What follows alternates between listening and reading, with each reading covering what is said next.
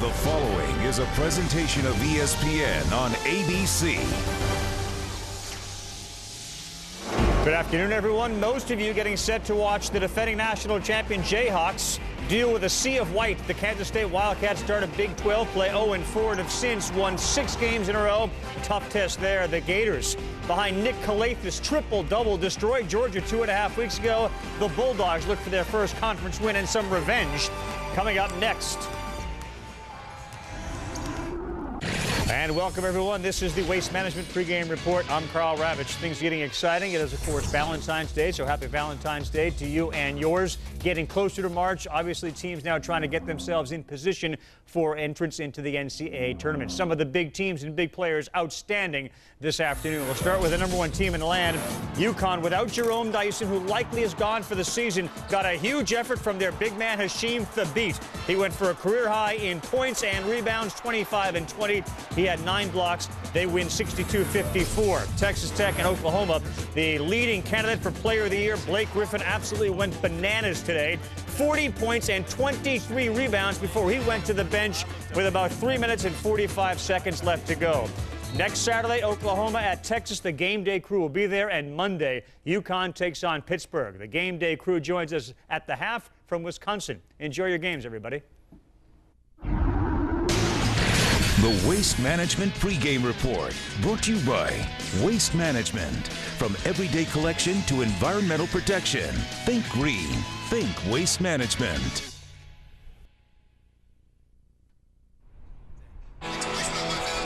Manhattan, the Little Apple, home of the Kansas State Wildcats, just an hour from Lawrence and the Jayhawks. It's the marquee matchup in the Big 12 today, and this was the scene a year ago when the two teams met right here. Michael Beasley led the charge, and Kansas State broke a 24-game home losing streak against their arch rival. This is the scene right now. Whiteout conditions inside Bramlage Coliseum as we welcome you to ESPN College Basketball on ABC, presented by KFC, part of Rivalry Week, presented by Cisco. And oh, by the way, Kansas State is the hottest team in the Big 12 right now. Oklahoma's undefeated in conference play. Kansas coming off the loss to Missouri on Monday, 8-1, but the Wildcats have now won 6 games in a row. And hi again, Terry Gannon along with Steve Lavin. Great to have you with us. It should be loud in here today. It's smoky right now with the pregame festivities. How about Kansas State, though? You go back 3 weeks, left for dead. 0-4 in conference play, and right now they're in the mix for the NCAA tournament, Steve. Well, Terry, you have to credit Frank Martin. Did the resurrection, the Lazarus back from the dead, was able to keep his team confident, moving forward in terms of individual and collective improvement. And also Frank Martin is grateful that he has 2 outstanding guards, a terrific tandem in Denny Clemente and Jacob Pullum. Those 2 are terrific, and they're a handful. The Jayhawks will find out today. Speaking of Clemente, he was the second cousin of Roberto Clemente. He's part of our Star Watch, along with the veteran Sharon Collins from Kansas. Well, Collins will be critical for the Jayhawks to have success in a road environment, a raucous crowd.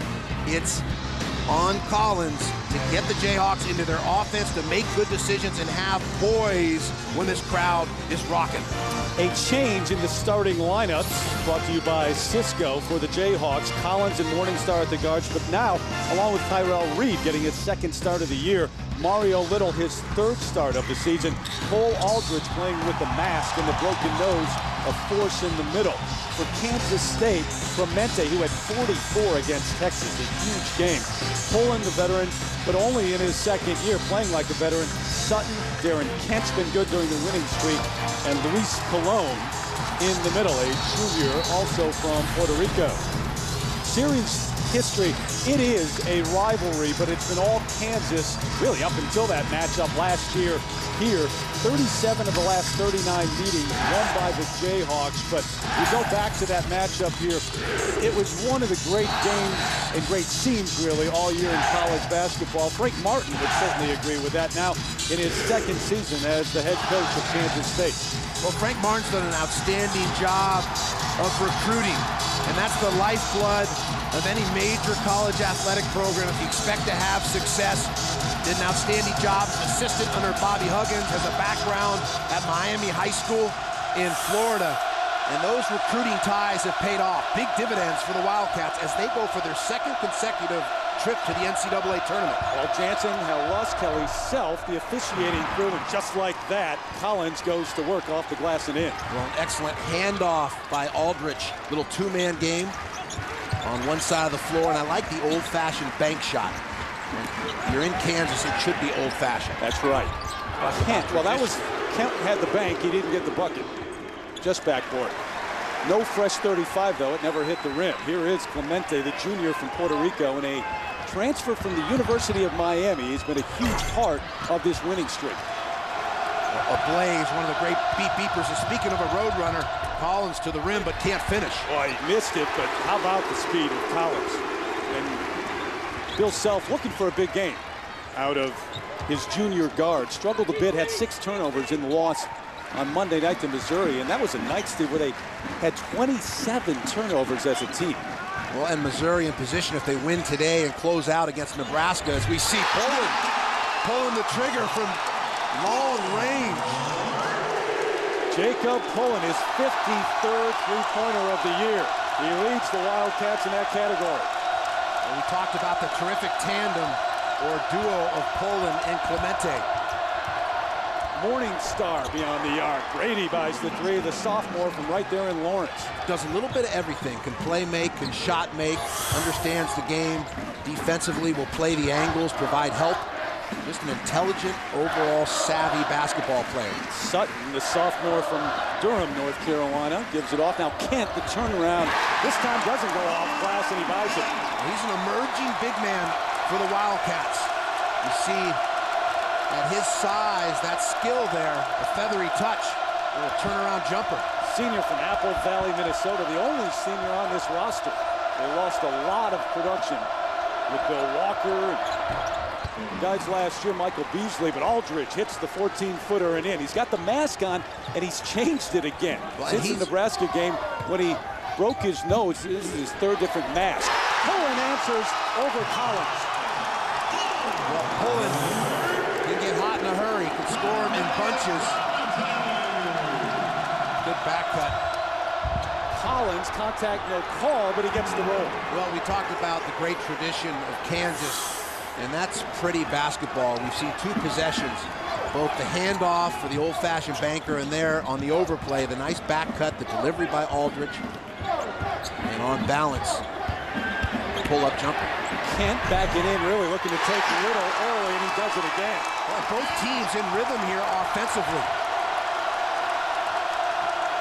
Mario Little giving up about 6 inches in height, and Kent taking advantage.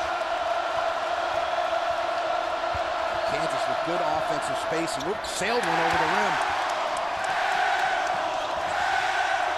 And we'll hear it today. Well, from start to finish. Luis Colon gathers himself in the lane. That's a tough shot. Aldridge changed it. Looks like Colon kind of limping gingerly. Aldridge, who's averaging a double-double, 14 points and 10 rebounds. Well, yet to have a whistle here early in the game. Have to like that in a rivalry game. Let him play. Little behind the back. Aldridge almost lost it and then finishes with the dunk. Well, we've had the old-fashioned tonight and then a little razzle-dazzle. A little Houdini, Pistol Pete Maravich style. But delivery. It fit. There was a reason for it. You don't just. Functional. That's right. As long as it's functional and it pays off, coaches don't mind a little style. No, you're right about the no whistle. We're flying here, and it's 11-10. That's refreshing. Let them play. If there's no need, don't ruin the rhythm of the game. Pretty good defense by Little, but you can see what Frank Martin and the Wildcats are trying to do. Get it inside every time down early. Reed with the miss. He's hit some big threes for the Jayhawks this year. Pullen just pulling up. No pun intended. And the foul on Collins beyond the arc. That'll be 3. Well, Terry, in transition, we talked about the razzle-dazzle. Little dumps it off. Aldridge with the chin-up. Timeout.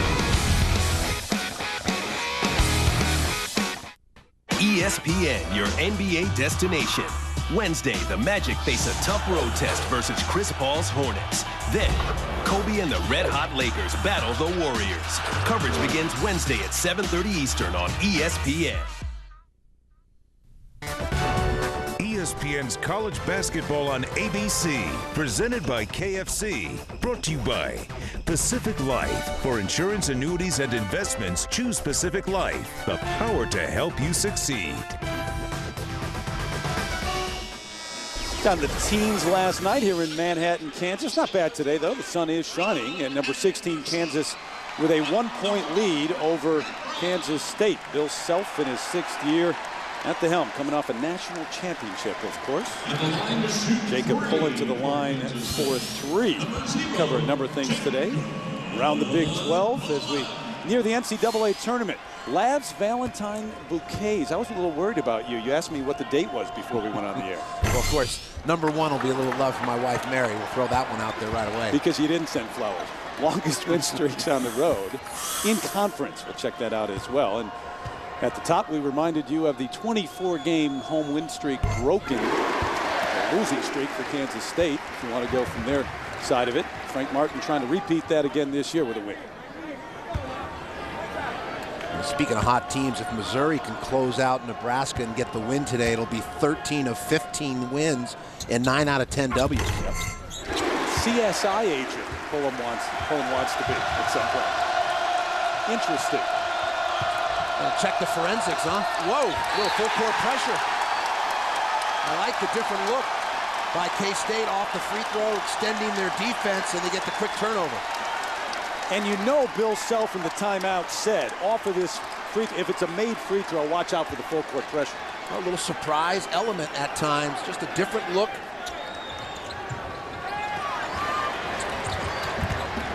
Kent, who is now guarded by Markieff Morris, who just came in. A little more size, trying to defend him than Little had. Tyshawn Taylor also off the bench for the Jayhawks. Kansas has that excellent spacing offensively, high and wide, above the free throw line. Then the bigs will settle down for a post-up. Collins off the screen, in and out. Here comes Pullum. Either team really want to push it today? I think in transition, both teams will look if they have the advantage or numbers. And then if not, they want to put touches on the ball, try and get a good look, play inside out, let your bigs get some touches. Kent goes outside with the miss. Freddie Brown with the rebound. He just came into the game, then lost it. He, along with Lon Anderson, the sophomore from Upper Marlboro, Maryland, in for Frank Martin.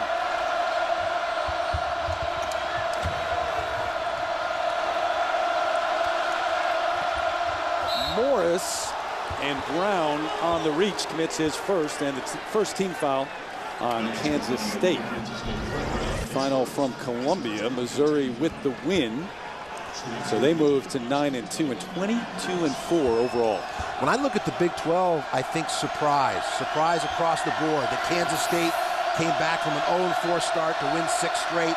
Surprised that Texas has struggled when early in the year it looked like they were going to be one of the dominant teams in the country with Damian James and A.J. Abrams. And I think surprised that Missouri, after a tough loss in the bragging rights or border war game against the Illini, have come back to win 13 of 15 games. And Mike Anderson's troops are playing extremely well. How about Zaire Taylor hitting 2 game winners, coming down the stretch in games, and of course DeMari DeCarroll, a tough matchup, a big man that can beat you from the perimeter off the bounce. Morris misses both. For me, Kansas State's as big a surprise as you're going to get. I was here for the game against Baylor, where really they were manhandled, and that's their last loss. As a coach, how do you take a team that's down and out and turn them around midseason? Well, incrementally, you have to focus on the things you can control, the correctable mistakes or errors. And you do that by watching film and getting on the practice floor and doing the drill work and try and patch things up. Sutton with the miss against the zone, but emotionally, just believing in yourself, it's got to be difficult. Well, and you set the tone as a coach. A good look inside, beat up from behind. Jamar Samuels just off the bench with the block, starts the fast break for the Wildcats. Clemente, yeah. 4-3. Timeout, Kansas. The Wildcats with a 4-point lead.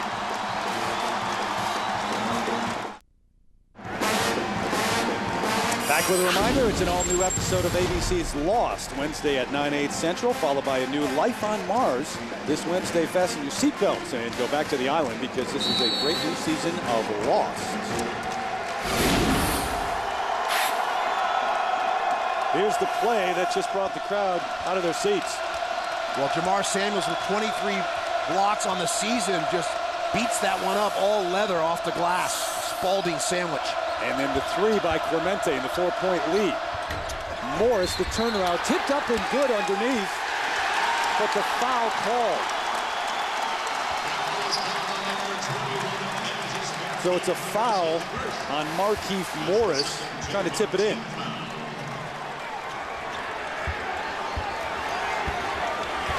Tough to tell from that angle. Good tip up top at least. Must have gotten him with the body.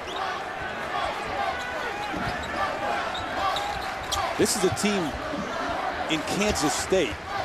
Clemente was helping run the show, but it was Pullen who was the star the first part of the year. It was that 44-point explosion against Texas that really got him going. And Clemente, during this 6-game win streak, has been torching the Nets. And there's the speed off the bounce. A little short with the pull-up and the foul over the back on Kansas State. It'll be on Ron Anderson. That's his first. You watch Samuels with the block, and that's a defensive aspect or dimension of the game. And I think Kansas State has improved in that area. And defense creates offense. As we saw, the block led to the scattered court, open court opportunity from the three-point line. So both these teams win with their defense. Collins, baseline, quick first step, can't get it to go. Anderson the rebound. Kansas, having lost their last game against Missouri, they have yet to lose 2 in a row all year long. Brown with the foul.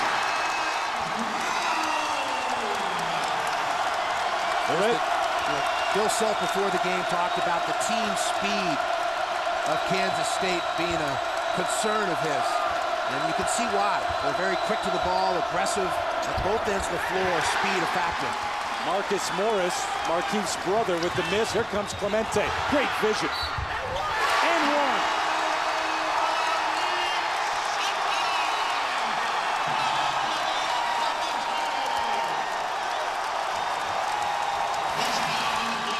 Well, once again, defense creates offense. A good cleanup on the boards by Samuels, and here comes Clemente weaving through Jayhawk defenders, and a good give up. The finish, a chance for an old-fashioned three-point play. First foul on Marcus Morris. And Dominique Sutton will have a chance to make it a three-point play in just a moment. Now, we're talking about Kansas State and the start that they had. 0-4. Trying to replace guys like Michael Beasley, Bill Walker, Clint Stewart. A lot of numbers there. I go back to similar to going to a dentist. You know, you find out, you locate where the cavities are, you get the fillings, and now you move forward. And losses are report cards. They give you a quick snapshot of deficiencies, vulnerabilities, and as a coach, you got to go back to work and use it as a teaching opportunity. Watch the video, get on the floor, do the appropriate drill work to create the proper basketball habits. Just patch your team back together. You can't come up, you know, with one aspect. It's just patching all the little things, and suddenly you get some momentum. You have success, you start feeling good about yourself, you get the wind in the sails, and all of a sudden you put together a win streak as the Wildcats have. So they were under the effects of the Novocaine for the first half of the season, I guess. They felt like it. Worn off. Sutton, he's got a great upside. They're expecting big things from him. Still learning the game at this level. Little back on the floor for the Jayhawks.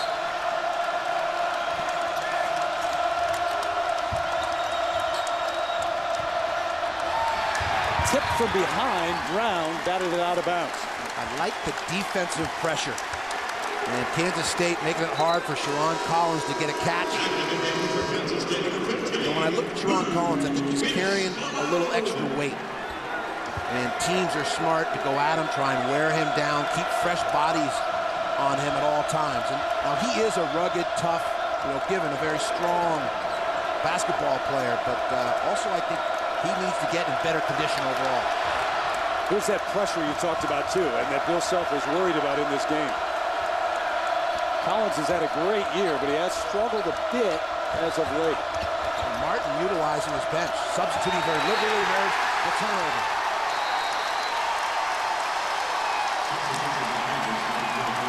Kansas State making everything difficult at the offensive end for the Jayhawks right now.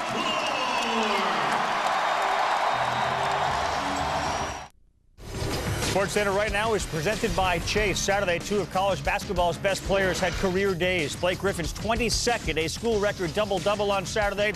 Went for career high in points and rebounds, 40 and 23. They get a week off. They'll be at Texas next Saturday on ESPN at 9 Eastern. Pittsburgh awaits UConn. Hasheem Thabeet career highs in points and rebounds, 25 and 20. They'll meet the Panthers Monday at 7 on ESPN, and they survive without Jerome Dyson. Carl, thank you. Oklahoma undefeated in Big 12 play, 11-0. Bring you back to Rivalry Week, presented by Cisco. Bramlage Coliseum, packed for the second time this year. Second sellout. Denny Clemente getting a rest. Kansas State with a stifling defense, making things difficult for the Jayhawks so far. And different looks. Full court pressure on the half court, keeping the ball on one side of the floor. There's a trap from Kansas out front.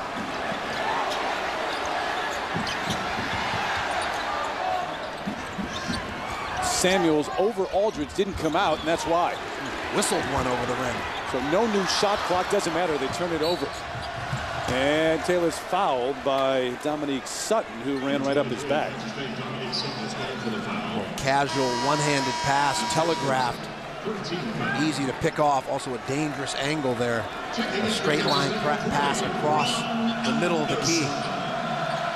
Second matchup for these two teams this year. Back on January 13th, Kansas won in Lawrence, 87-71. Aldridge, as they play high-low. Another chance, though. A good look, and that's a goaltend. Anderson got his hand up there after the ball hit the backboard. Clemente back into the game, another speed demon or speed merchant. One of the road runners in all of college basketball, the game changers. A look at a couple others throughout the country. Isaiah Thomas, as impressive as any at Washington. No relation to the Isaiah Thomas of Indiana University, who played for Bob Knight of the Detroit Pistons. But there he is on cue. Clemente, another three just off the bench, and it's a double-digit lead, another turnover.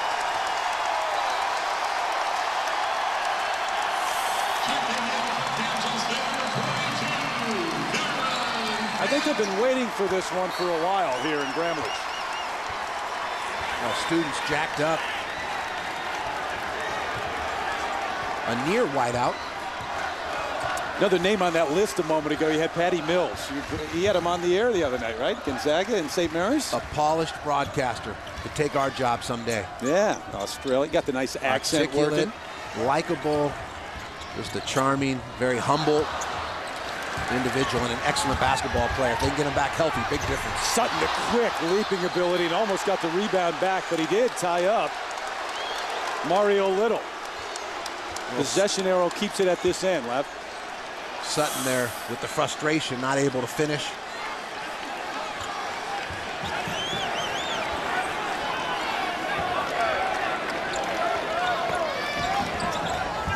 I was here a month ago. When's the last time you've been here? You would tell me. The opening game, 1988, was on Gene Katie's staff at Purdue, and they actually came back and played here. How about our man, Denny Clemente, just feeling it, torching the nets from all angles. He's got 3 of those, and it's a 13-point lead. Well, that's the luxury, Terry, of having Pullen and Clemente. They can share guard responsibilities. Both can create off the bounce. They can lead the break. They can work well without the ball, coming off of teammate screens to free themselves up for good looks. See Frank Martin in the timeout, pouring his troops to sustain the effort, the execution.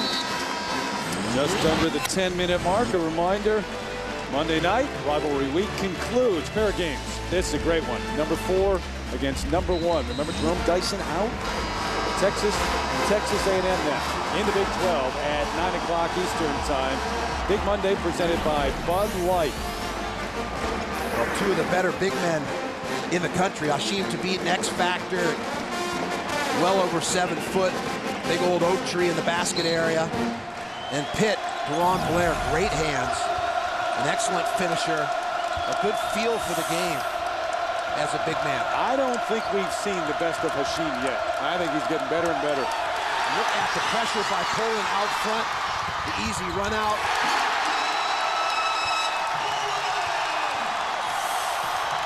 They are really crawling into Sharon Collins and this Jayhawk team defensively. Stifling defense. Look at the active hands and feet. Travis Welford throws it away. Taken away by Clemente. Sutton left alone at the top of the key. Uh-oh. Yikes.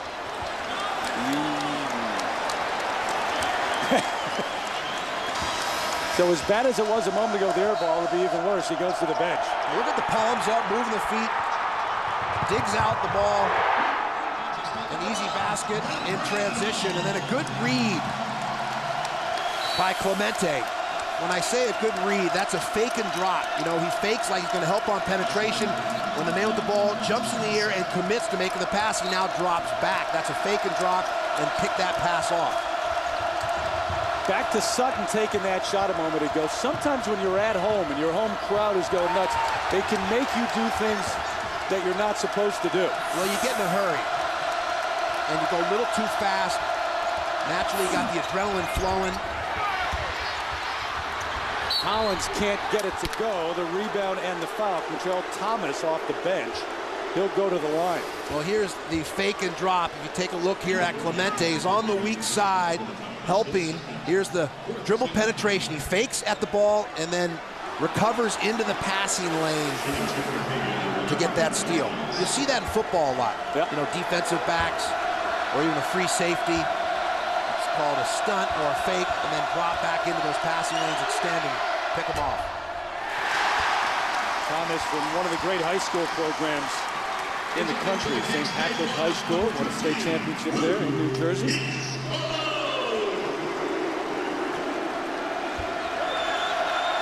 I felt for Kansas to have an opportunity to win this game, Sharon Collins had to be on the mark. Not only because of the experience and what he's been through, but he's the point guard, the quarterback, and when you're on the road in an environment like this, it's on the point guard to settle the team down, to get into your offensive sets, to be the extension of the coach on the floor. Really, in a sense, the point guard takes a deep breath for the team out there. It's been tough for him to get open for a shot. And I know that's not just what you're talking about. Clemente, now they're going to wipe it off, the foul before the shot.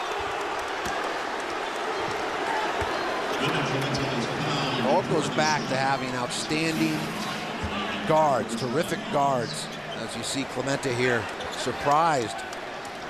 Wow. See, that's one where that coach who gets the foul called his way says, no, it wasn't a foul. What are you calling? Tyrell Reed picked up his first. Backdoor cut. Clemente, the easy layup. Well, they are hitting on all cylinders, Terry. If you just tuned in, there's not a mistake with that score. Kansas State is up 30-14 over Kansas. They jumped all over them from the opening gun. You know, Terry, we talked last week about how in February you go into a mode where refinement and polishing your offense so important. The reads, the counters, getting deeper into the season. Teams scout you. They're well prepared. So how you read and react under duress and game conditions, so important to offensive execution. Reach-in foul on Fred Brown. That's his second. And now you've got Sharon Collins going to the bench. Tyrone Appleton off the bench for Bill Self. They're going to have to play, or choosing to play, at least for a few moments, without their star guard. Just revisiting that point, Kent had the excellent delivery on that last possession of the pass, but it was set up by Clemente, taking his man higher up the floor before back cutting for the easy basket. And that's an example of polishing or refining your offensive schemes and sets.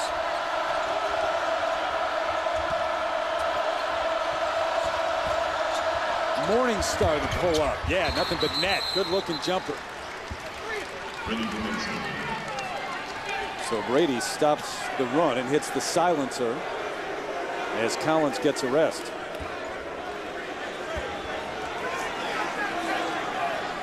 They're going to look and check to see whether it was a 2 or a 3. Was his foot on the line or not? We'll take a look at the size of the sneakers, whether the toe. Nope, both are behind. Yep. Good camera work by our crew. Great lift on this shot, but the footwork there, he squared the feet, but clearly behind the three-point line. Good rhythm coming off the screen with the hard bounce. The old Jerry West hardest bounce should be your last one. And also, you want to land, take off and land in the same spot, straight up and down. They talk about shooting in a phone booth. So often players will be fading or leaning one way or the other. You want to stop on a dime, go straight up, straight down. That just increases the odds, the accuracy of making shots.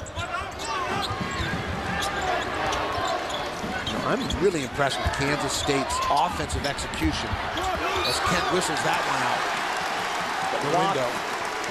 By Aldridge, but the foul. So Kansas State doing some work on the glass as well. A 13-point lead for Frank Martin at home, trying to start his streak now. They got everything. Not everything. That's not mine. Yo, you covered for this? I don't know. You need to call my agent.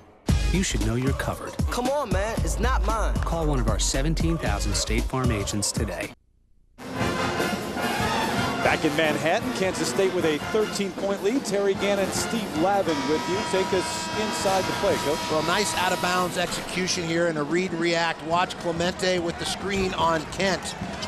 And then he's going to come up the floor on the catch. Freeze right there. He's got the movement. They step the man to the corner, and there's a nice read and react back cut. And look at the delivery for the easy deuce. That is well devised and well executed on the out-of-bounds play. Those little things that coaches talk about and players usually ignore. Well, and they're all tied together. You have to be hitting on the right notes, like a symphony. And that's what makes basketball beautiful. It's a team sport. There's an interdependence on one another. And that play is an example. You got a passer, a cutter, and a screener, and the other players have to space out to allow for that execution. If that player didn't come wide on the wing, you've got a defender to help. He's clogging in the middle. Yep. But he drew his man out. I used to tell our players, similar to, you know, the cheese in a mousetrap or the salmon egg, trying to get the bite on the salmon egg. And that didn't confuse them, huh? No, try and use as many parallels or metaphors or analogies as possible. Hopefully one will connect to the 6 or 7 you give them. Mr. Ron Collins back on the floor, and they're going to call the foul on Dominique Sutton, right in front of Frank Martin, who disagreed just a bit. Well, Frank Martin, a disciple of Bobby Huggins. That's one of his mentors at Cincinnati and at Kansas State a couple years back when they made the move to come to Manhattan. Morris, tough shot over Kent. Marcus, the freshman from Philadelphia, with the bucket. And a good clear out. We talked about offensive execution there. Good space for Morris to navigate his way to a good look. There's the switch out front. How about defensively for Kansas, what they could or should try to get done here? Well, it's been a pick your poison. When you're making shots from distance and then you're cleaning up the garbage on the offensive boards. They've also gotten out in transition, but there's a steal. Good hands by Appleton. Morningstar picks it off.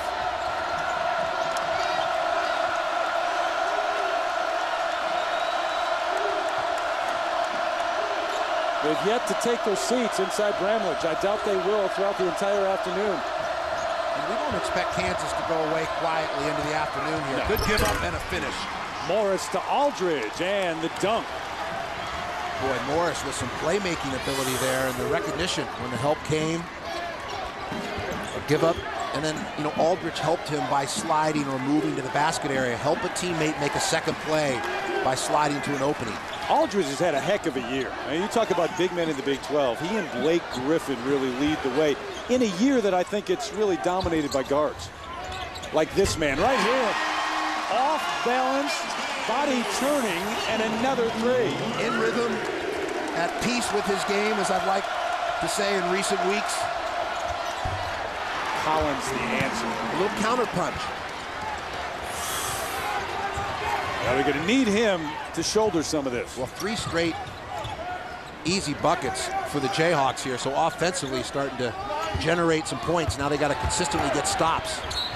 Sutton took an extra step, trying to get in position to leap over Aldridge.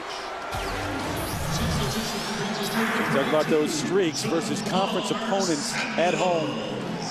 Kansas State breaking that streak last year. And how about at the bottom? You were part of that.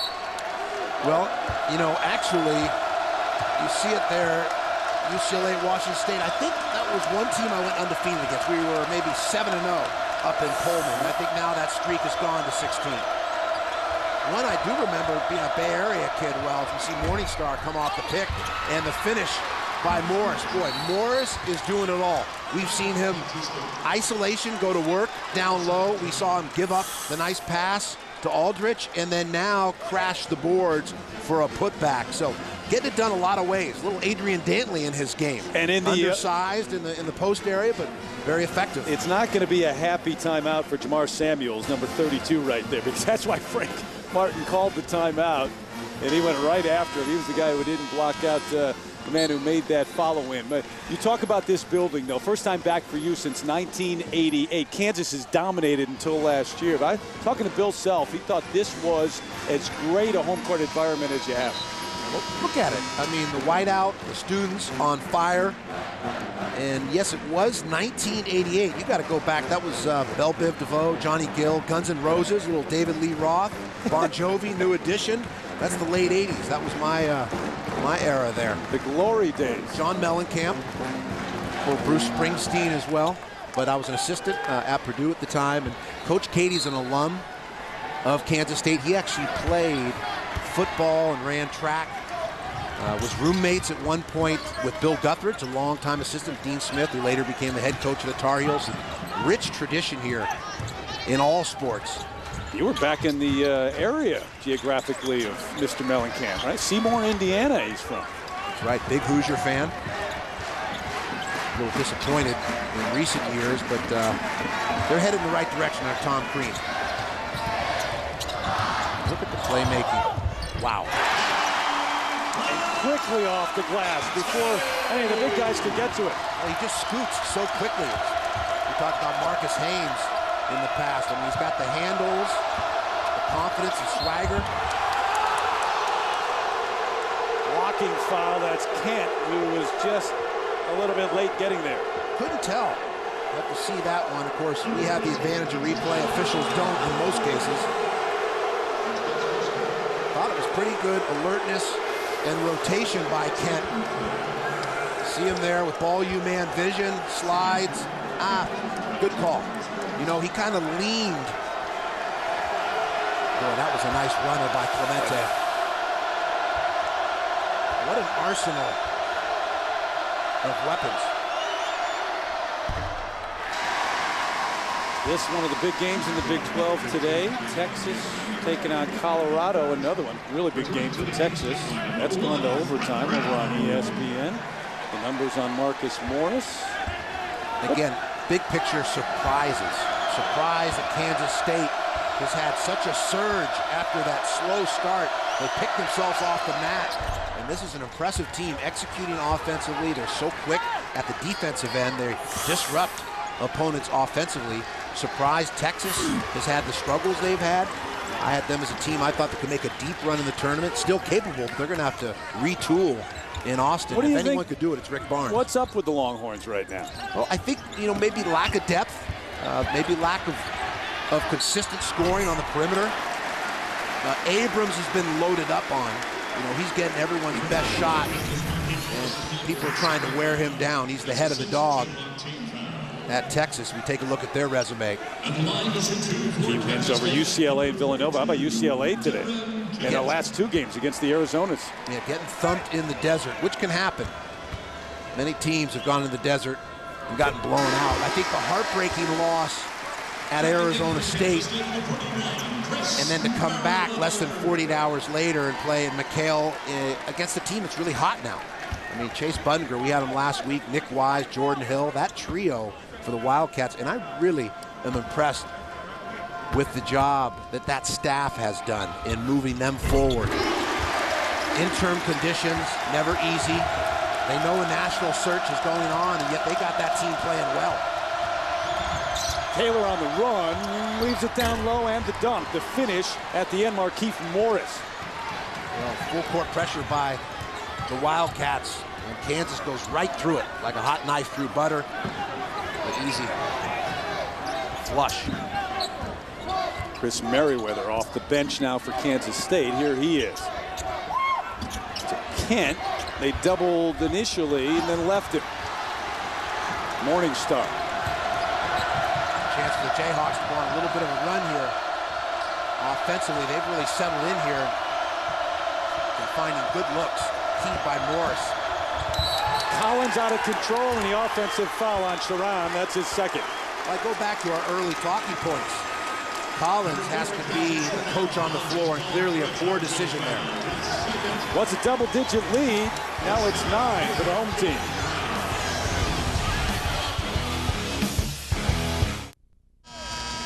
Number 16, Kansas on the road, but just an hour from home here in Manhattan, trailing by 9. A reminder, you've got Rivalry Week presented by Cisco. Rolling on Monday, Pittsburgh and UConn. That's the headliner. How about the beat today? He had 25 points, 20 rebounds, 9 blocks. Then it's Texas and Texas A&M in the Big 12. Big Monday presented by Bud Light. Bill Self talking to the officials with a smile on his face a moment ago about the block charge call. I think it was a good call. Collins needs to jump stop, be on balance. When you take it into traffic, it's just like driving a car. You got to slow down when there's traffic, and you take the ball into the lane against good teams in college basketball. People are going to be rotating.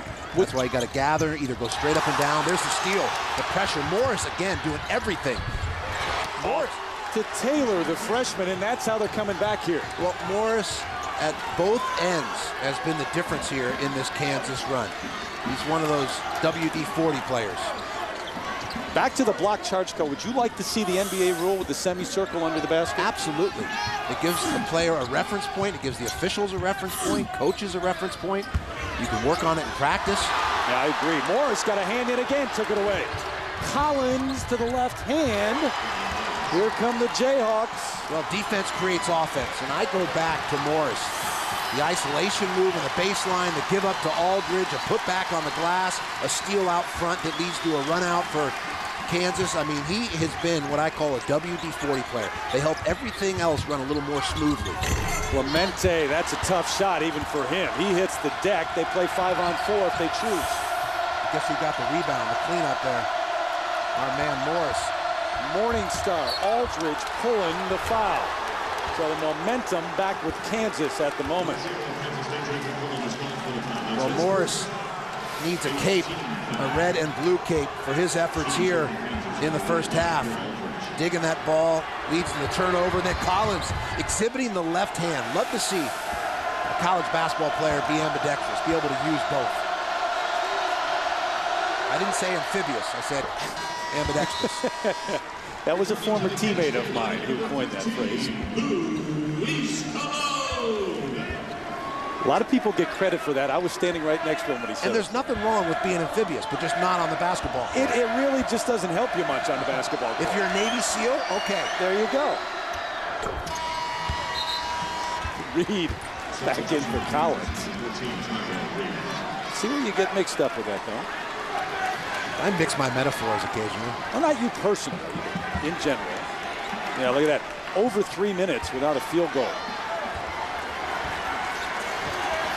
Well, we mentioned it. We didn't expect Kansas, a Bill Self team, to go quietly into the afternoon here. Not in a rivalry game. Too well coached. Personnel too strong. They're young, but they're going to get better with each game. Kent. Here comes Taylor. We've seen a more aggressive, assertive Kansas team. Speaking of aggressive and assertive, that's exactly what Morris has been in the last 6 or 7 minutes. You know, Morris has a little Adrian Dantley in his game. undersized to be a traditional low post player, yet he can get things done with his skills and his understanding down low in the basket area, a finisher, but then can step away as well and play make off the bounce. He knocks down that shot from range. Frank Martin, wow, giving him an earful. And we are tied up at 38. Remember, it was 30-17 at one point. UBS halftime report coming up. Scores, highlights from around the country. Near triple-double for Rasheem Thabit. Blake Griffin breaking a record. But you know what? We could say that a lot this year. Just keep rolling that. It becomes redundant. Buckeyes and Badgers tonight. Well, it's interesting you mentioned Blake Griffin, too. I think he is now separating himself from the pack when you consider Oklahoma's record. The reason I like to wait till late February till you really narrow the ballot down is let's allow for a body of work to emerge, just like in the Heisman race. And I think too early, and we're guilty of it in the media, you start driving a particular group of candidates. But I think now this is an example. His body of work has been remarkable this year, and his team as a result. Because of that, he also lets the game come to him. Sometimes 10 minutes gone, he won't have much on the board. They'll explode, they'll win. Cullen trying to do just that right now. Well, he was almost on top of my telestrator here courtside. Shot that one from downtown Kansas City. Talk about range. Perfect beyond the arc, tipped down its Kansas basketball. And Terry, you know you're feeling it when you shoot one and you start backpedaling down court. That's when you're feeling it. Before it goes in. You're in the zone. You just let it go and you start backpedaling. Like, I got it. And you leave the hand up for the follow-through. I got this. It's what I do. Taylor the miss. And the foul against Kansas State. You see that in baseball some, right, with home run hitters. When they know they've connected, they're sending one up to the upper deck. They just stand and watch for a moment. Yeah, but you're going to get the brush back the next time you're up if you do it there. A little chin music. I'll tell you what, Frank Martin going a little Scarface in that last time out, little Al Pacino style, you know, Cuban-American. Spent a lot of time in Miami, outstanding coach, winning state championships at Miami High School. Look at that intensity and passion. I think his teams feed off of that. This home crowd feeds off of that passion. Wow. Very similar to Al Pacino in that role in Scarface. He was out here about an hour and a half prior to the game. There was a women's basketball practice going on, and all the students were here already. And he got the microphone, and he spent about 5 minutes revving up the crowd. Was he saying, say hello to my little friend? No, I did not hear that phrase. Did not hear that. Saying hello to his many purple friends is what he was saying. That's right. Some of them are white. It's a white out today. Everybody's wearing white here, yep. All right, 10 on the shot clock. Clemente's going to set something up. And the reach in is going to be on Tyshawn Taylor. Both teams over the limit right now in the 1-on-1. Take you back to that. That was pregame. Telling them that they were the best fans in America. Giving a little pep talk. Took a page out of Mike Krzyzewski's book when he talks to the Cameron Crazies the night before a game.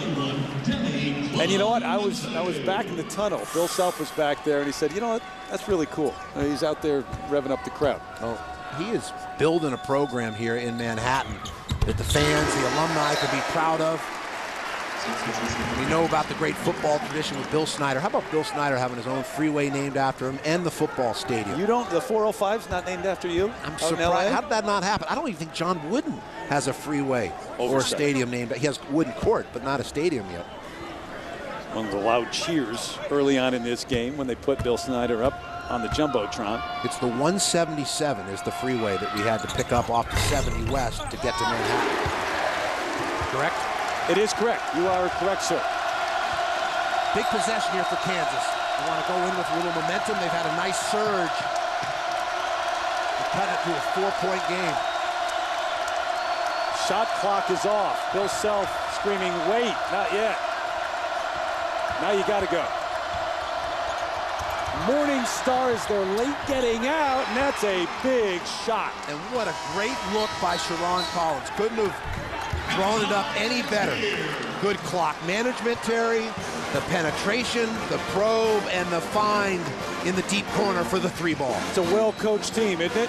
To run that for your final shot. But Clemente, a big half 6 of 10, 4 of 7 beyond the arc and 18. But that final shot, little momentum for the Jayhawks heading to the locker room. And even though they trailed by a lot in the first half, it's a 1-point game.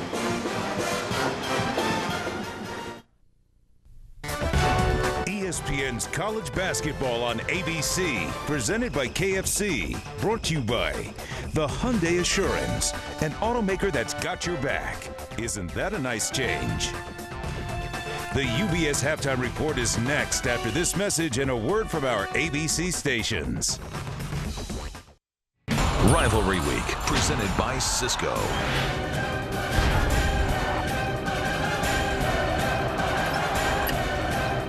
Rivalries never die, all week long.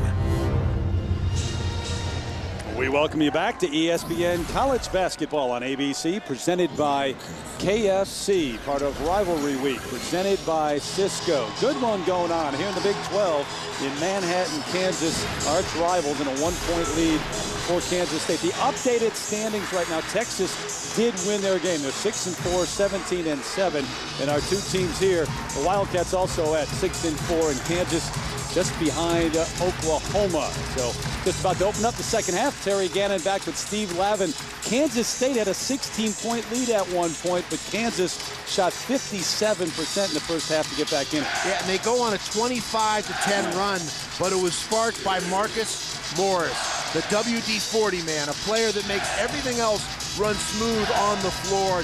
Kansas wisely played through him. He was able to defend, got putbacks on the glass, made some timely shots as well. Our Pacific Life game summary, Kansas State doing their work beyond the arc, 7 of 10 from three-point land. But Kansas got back in it on a 9-0 run in a stretch, then extended beyond that where they hit 11 out of 15 field goals. So here we go, Bramlage Coliseum packed, and Kansas opening up with the ball. Great delivery by Collins. Aldrich with the finish. So they were down 16 at the 8.5-minute mark of the first half, and now the Jayhawks with the lead. Tipped out of bounds. Morris active to open up the second. You know, what's impressive about this Kansas run or surge is it's a young team and they're on the road. The maturity, the poise, you know, some teams would have gone quietly in the afternoon. Could turn into a blowout in a hurry. Cologne, they don't call the charge. Luis with a bucket, the junior from Puerto Rico. Good interior post passing. The give up by Kent there set Cologne up for the bucket. Remember, Kansas State as hot as anyone in the Big 12. They've won 6 in a row, but Kansas has won 8 of their past 9. The foul out front on the Wildcats, and it's going to go against Dominique Sutton. That's his third. The key for Kansas is Sharon Collins. He has to sustain the poise, the energy, get the Jayhawks into their offensive sets, and decide when to put the pedal to the metal and push tempo. There's a nice back cut by Collins, but a pile up, a rugby scrum. And eventually, a jump ball. Possession arrow gives it back to Kansas State. It was a good back cut by Collins, but then alertly, the Wildcats rotate into position to help.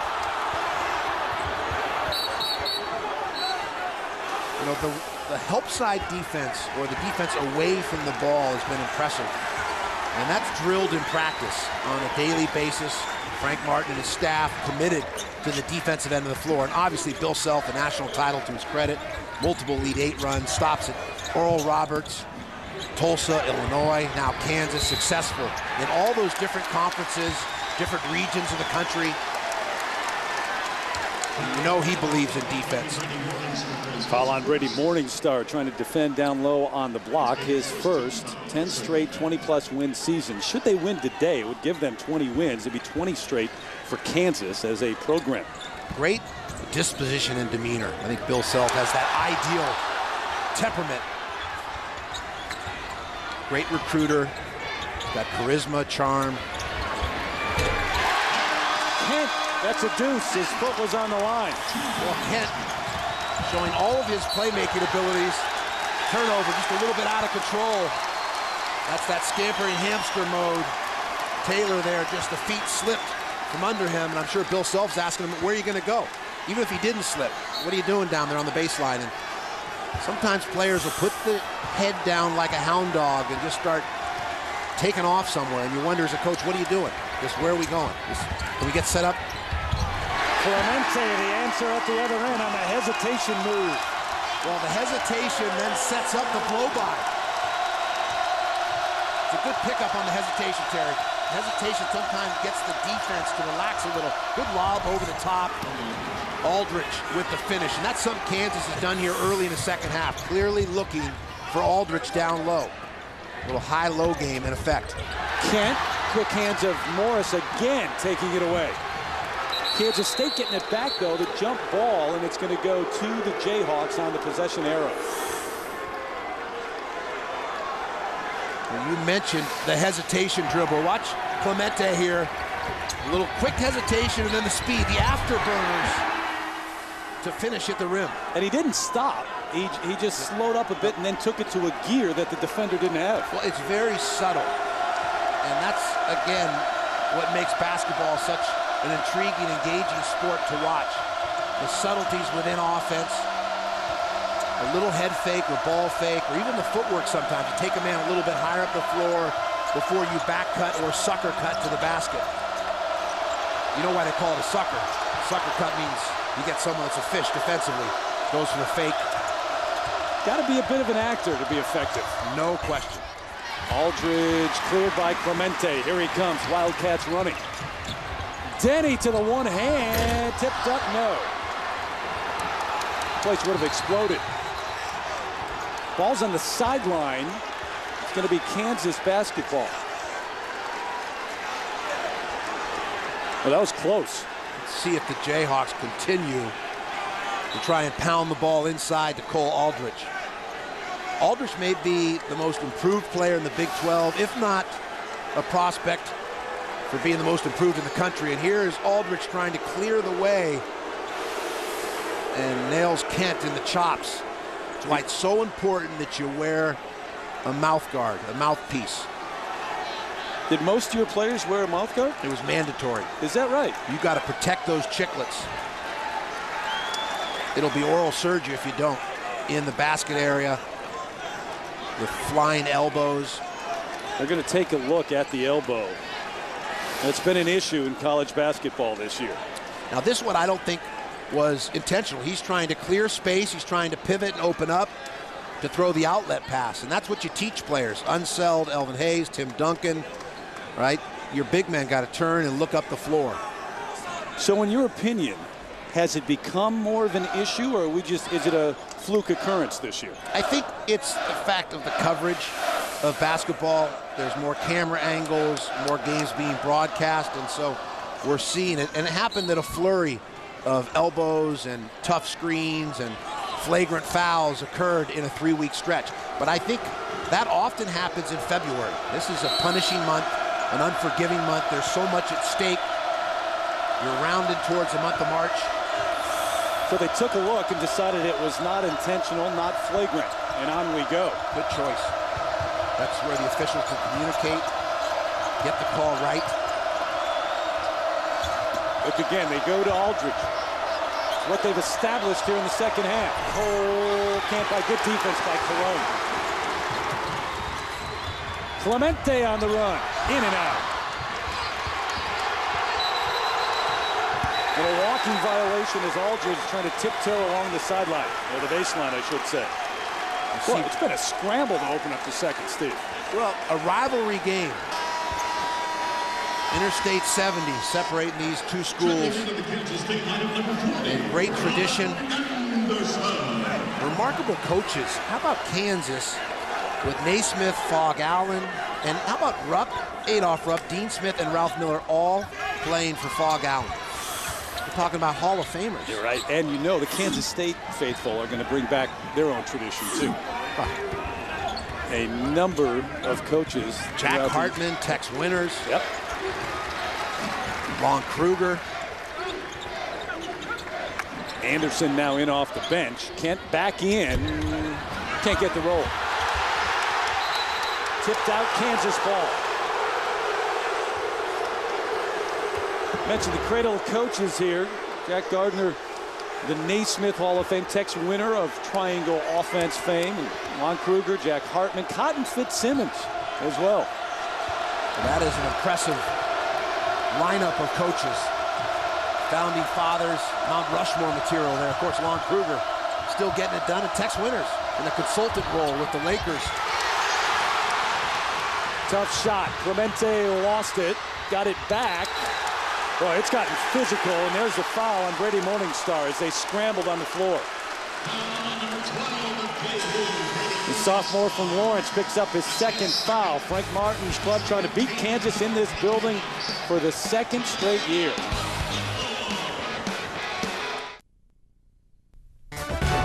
ESPN's College Basketball on ABC, presented by KFC, brought to you by Pacific Life. For insurance, annuities, and investments, choose Pacific Life, the power to help you succeed. And Cisco. Welcome to the Human Network. Now, did we get top billing there, or did the used textbooks get top billing? I'm not sure. We never get top billing. What's the deal with that? We're up there at least. All new episode of ABC's Lost, Wednesday, 9/8 Central, followed by a new Life on Mars right here on ABC. 49-46, Kansas State with the lead here in the second half. Oh, nice play out of bounds. Swatted away by Aldridge. Well, that was good help by Aldridge. Like an air traffic controller. That's what a big man needs to do on the back line defensively. Leads the Big 12 in blocks, nearly 3 a game. You know, you build your defense with big men. You got a Cole Aldridge under the basket. He can see in the back line. That's why you call a big man an air traffic controller. Trying to figure out the shot clock here.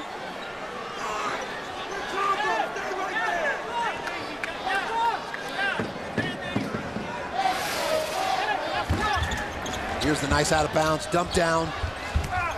Did not hit the rim. Well, and nothing moved. So it should not be a clock reset. Ball was swatted out of bounds. At least a couple of seconds should come off the clock. And I'll continue to check that out. Talked about the air traffic controller. Look at the recognition, the clean swat by Aldridge. Yeah, neither clock moved. That's an instinctive play. You'd love to get to the point like Bill Russell did, Tim Duncan more recently, to be able to block a shot and keep it in play. Hashim Tabit has shown a propensity for that. That way one of your teammates can secure the ball. It's a great luxury, though, isn't it, to know that you've got a shot blocker like that behind the defense. You can take a lot more chances that way. Oh, again, and with the size there, protecting the basket area, it affects the game. Talk about not being able to teach 7 feet. There's Curtis Townsend right next to Bill Self, and clearly someone in position now to run his own basketball program, and had great stops at Cal Berkeley, Michigan, most recently with Kansas. Bay Area ties, good bloodlines. His father was an outstanding high school coach in the San Jose area. Matter of fact, 72 years young, still an assistant at St. Francis High School. Loving to teach. Of course, his brother, Ray Townsend Jr., played at UCLA. A little travel by the Jayhawks there in a rush on the footwork. Also on that staff, Joe Dooley and Danny Manning, all-time leading scorer for the Jayhawks. Well, Dooley's been a head coach before, so he's ready for that second opportunity. Sometimes you come back a second time, got even a better perspective, and of course the success he's had at Kansas will not hurt Joe Dooley in terms of his resume. Collins, inside out, Morningstar under pressure. Oh, that's a tough three, right over Sutton. Well, Collins, to finish the half, probed in that late clock situation for the kick out, and we saw it again here. Now a little zone defense by Kansas. Or is it a box and one? What's it look like? A little change defense, huh? Looked like they may have played a bit one of on that Poland. in the first half, as a matter of fact, Coach. Trying to shut down Poland. They got Morningstar chasing Poland all over the floor, and the other four in the box.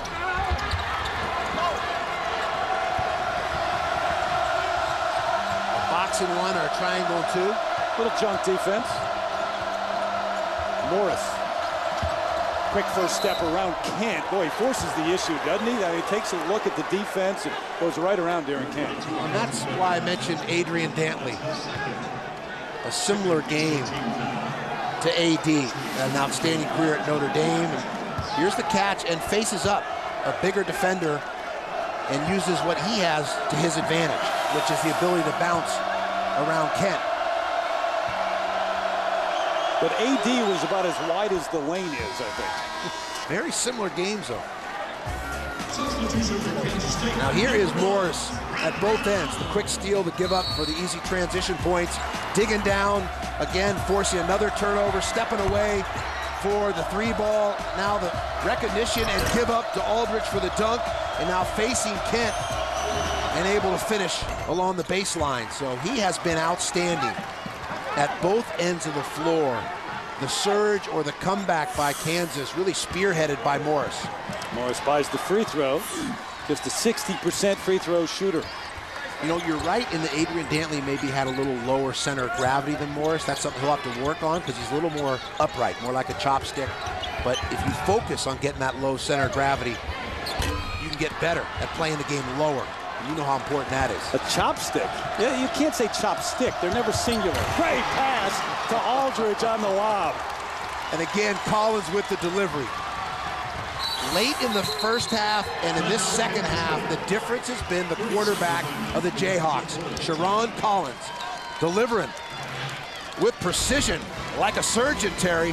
Quick timeout taken. Take a look at this. Nice way to go to break. Be right back. Timeout.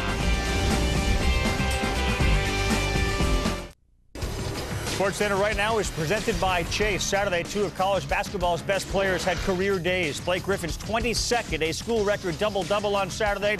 Went for career high in points and rebounds, 40 and 23. They get a week off. They'll be at Texas next Saturday on ESPN at 9 Eastern. Pittsburgh awaits UConn. Hasheem Thabeet career highs in points and rebounds, 25 and 20. They'll meet the Panthers Monday at 7 on ESPN, and they survive without Jerome Dyson. Terry, poor conversion or transition defense by the Wildcats. Look, all 5 defenders in the middle of the floor. More importantly, look at the vision up the floor and the give up for the Aldridge dunk. Sharon Collins wisely with excellent vision.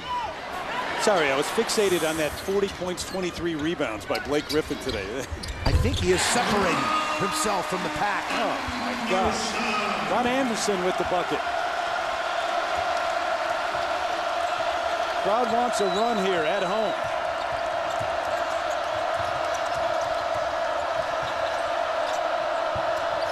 Collins. Nowhere to go. Clemente was ahead. They couldn't get it to him. Freddie Brown, 3-point shooter, hasn't let one fly yet today. Good name for a downtown shooter. Fred Brown with the Seattle Supersonics. As a matter of fact, played for Ralph Miller at Iowa. And of course, Ralph Miller played for our man Fog Allen at Kansas. Morning Star can't stay with Clemente. They're trying to break the 2 up now. Officials trying to keep it under control. And Morningstar coming back for more with Samuels. I'm going to stop saying our man because the fans may think we have a rooting interest one way or the other. I think I've balanced it for both teams. Clemente's been our man. Sharon Collins has been our man. It's balanced, right? Or Star Watch, right? Yeah. That's what we're talking about. Technical foul has been called on Denny Clemente. There was contact, some jawing going on after the play. Take a look. That elbow at the end, that's what they got him on. Well, it went both ways. Clemente had the elbow up in Morningstar's neck as he was trying to get by. I saw a quick elbow both ways, to be honest, but there's the elbow up in Morningstar's neck. Now it comes down. Oh, good call. They're right on it. Yeah, the elbow into the spine, the back. Watch the official behind, too. He had a great angle. There he is, coming into your picture. Yep. Some good officiating right there. So it's an intentional technical foul on Denny Clemente. Well, that's where Denny Clemente, maturity-wise, has to understand. Don't want to hurt your team. It's unnecessary. You gain nothing. It is a personal foul, so he's got one. Collins, 82%. Never easy to be all alone shooting a technical foul, but if you shoot 82%, I don't think it bothers Sharon. Well, I credit Morningstar on the flip side. You know, he had the elbow up in his neck, didn't respond, didn't bite. And then he gets the elbow in the back, keeps his poise the entire time. Sometimes a player retaliate just naturally, like you would at the playground, but it can cost your team. Frank Martin's up, not clear about why Kansas has the ball, but with the intentional, Jayhawks have it. Samuels called for the foul, trying to fight around the screen of Morris. Well, Frank Martin may not be aware it was both an intentional foul and a technical foul. Yep. So free throws and possession. Well, and a big swing when you've got a small margin for error in a rivalry game. That's a good point. It's a 4-point lead now for the Jayhawks and a chance to extend it. That's why coaches always talk about poise, composure. Sounds cliche, but it's the difference in winning and losing. Taylor kicking it out deep corner. There's a three, Tyrell Reed. So the lead, just like that, is 7 on a play in which Denny Clemente was fouled. Well, they come back to haunt you, and that's something that a coach understands, and as players get older, the mature player understands how quickly a game can turn on a dime. The reach from behind. They're going to get Tyshawn Taylor, and that's his second foul. But really think about it, and remember the 13-minute mark right about there. Clemente's fouled. He commits the intentional technical, 2 free throws, and a 3. It's a 5-point play. And Kansas, offensively, Terry, has capitalized not only on that sequence that you just chronicled, but they're looking to pound inside to Aldridge, and they've also spaced the floor and using dribble penetration effectively, and then kick the ball back out, fan it out for the 3-ball. And they started that with the surge late in the first half, and they picked right up from where they left off here in the second half. Collins pulls up behind the screen. Sharon, a 3-pointer. Well, completely in sync, hitting on all the right notes. Struggled early in this game, but Collins has picked up his ball game. Is this a funny game, basketball or what? If you weren't with us, Kansas State had a 16-point lead at the 8.5-minute mark of the first half, and another turnover gives it back to the Jayhawks.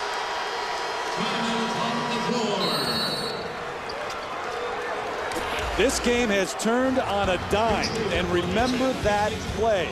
Morningstar foul, Clemente intentional technical, couple of threes. We're back after these messages and a word from our ABC stations. Brings us to the SportsCenter in-game, down to the final seconds of a tie game. South Carolina, Alabama. The first shot misses. South Carolina rebound, no good. Third chance, Mike Holmes. They count the basket.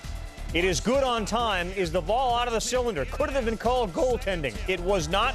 South Carolina goes to 7-3 in the SEC with a 2-point win. Tennessee stays at 7-3 as well. Easy win over Vandy. 69-50 is the final score there. Yes to all of those questions, Carl, but it does count in the end. Hey, how about Steve Lavin's Valentine's bouquets? James Harden, one of the best in the country.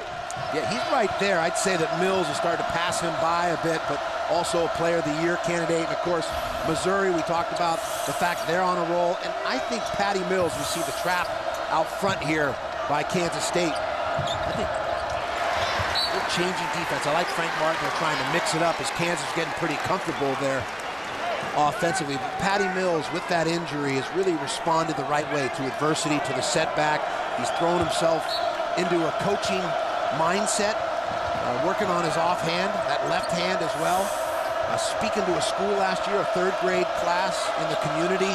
So making the most of this time while he's injured, not feeling sorry for himself or pouting. And of course, I got to give a shout out to my mother Mary and my wife Mary. They're in the Valentine's Day mix as well. You're covering all bases here. Nice job, Mr. Lavin. They don't get a good shot off at that end. Clemente fouled before he can get to the bucket, and that's the 3rd on Tyshawn Taylor. Can St. Mary's be a factor, though, without Patty Mills? You know, I think if he gets back a game or two before the West Coast Conference, then there's still a chance St. Mary's can make a run. But it was too much to ask for him just to step in to a single elimination game format of the West Coast Conference in Las Vegas and expect him to carry the Gales. By the way, you gave a shout out to your mom and your wife because you didn't send flowers, I bet, right? Easy, easy. Did you get that done? I took my mom to dinner, Venticello's in San Francisco on Wednesday night. I think the answer was no. And if we catch our flight, I'm taking care of my wife tonight. Clemente operating Taylor, tough defense, but contact at the end. And are they going to whistle Tyshawn? No.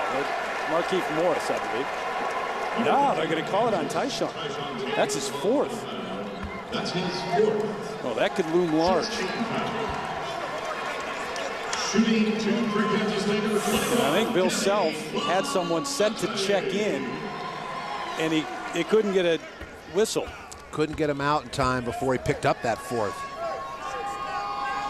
He has to keep in mind that they're in Manhattan, Kansas. That's the way it works on press row. When it comes to the clock, you're not getting any breaks or the horn.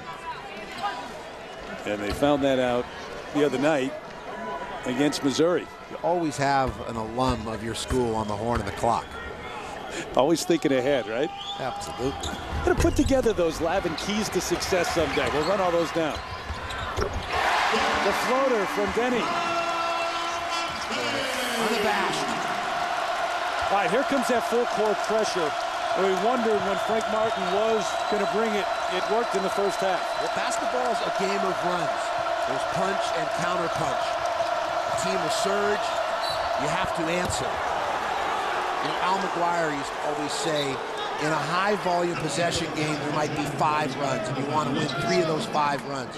In a grinder or a low-volume possession game, there may only be 3 runs, and you want to win 2 of those 3 runs. The rest of the game, you're just exchanging baskets, but it's the runs where you create separation.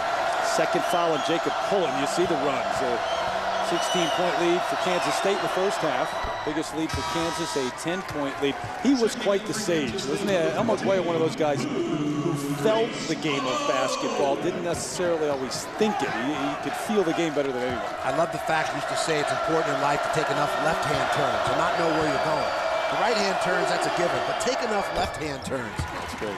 But he also, building on that stages of a blowout, runs in basketball, used to feel there were 3 stages to a blowout, 7, 14, and 21. I think today with the 3-point line, we have to adjust that. It's probably 9, 18, and 27. But again, the same principle or the paradigm in effect in basketball. Samuels. Sutton, the offensive rebound, almost had it taken away. Patient move underneath. He let everybody leap. He eventually made the right move. Offensive foul called. Sharon Collins. Well, I like the alert conversion by Kansas State. We get a chance to look at that. They make the basket, and they get organized so quickly in their full court press.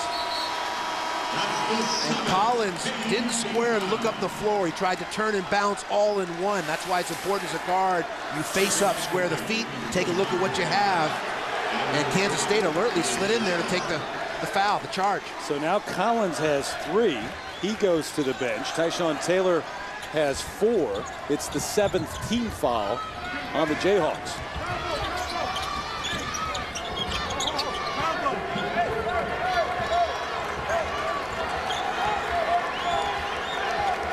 K-State a little stagnant here, trying to get organized into a box set.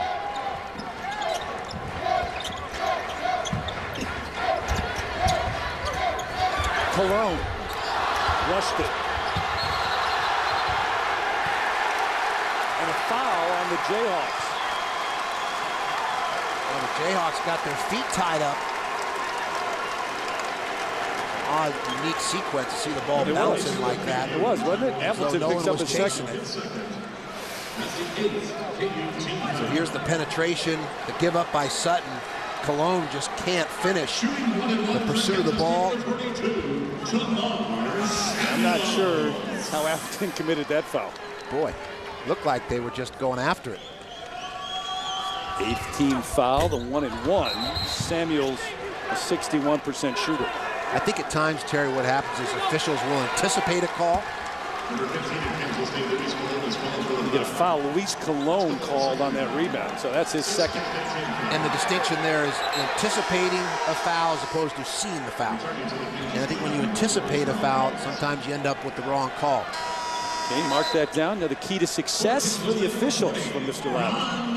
Communication, being in good condition, good position on the floor. I think communication is a big one in all seriousness. Eyesight comes in at some point. Eyesight and being healthy enough to get up and down the floor and be in position to make calls. And I think consistency, just like an umpire, you'll adjust if the strike zone is called consistently if you're a baseball player or a pitcher.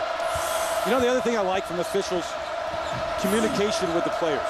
So glad you Not said necessarily calling a foul or making a call, talking with the players about how they want the game to develop.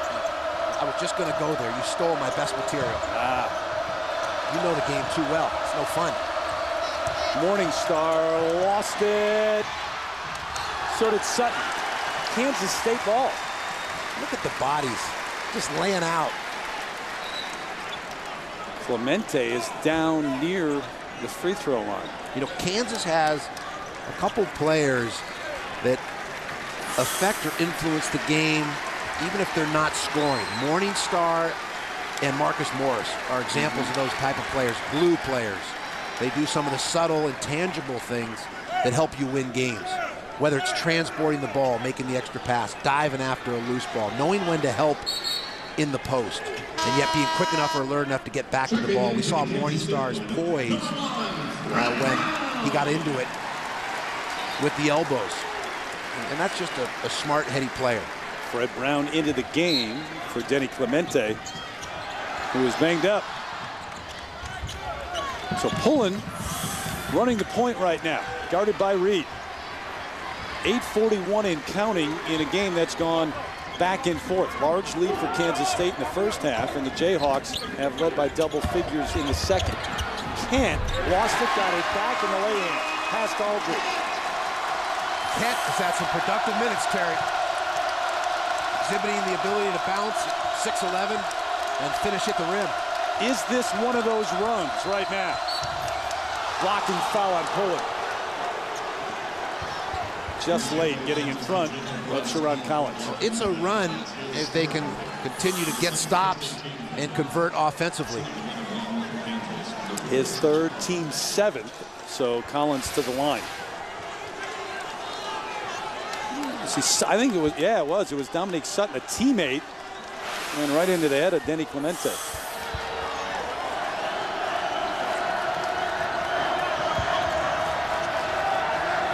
Collins, the third leading scorer in the Big 12.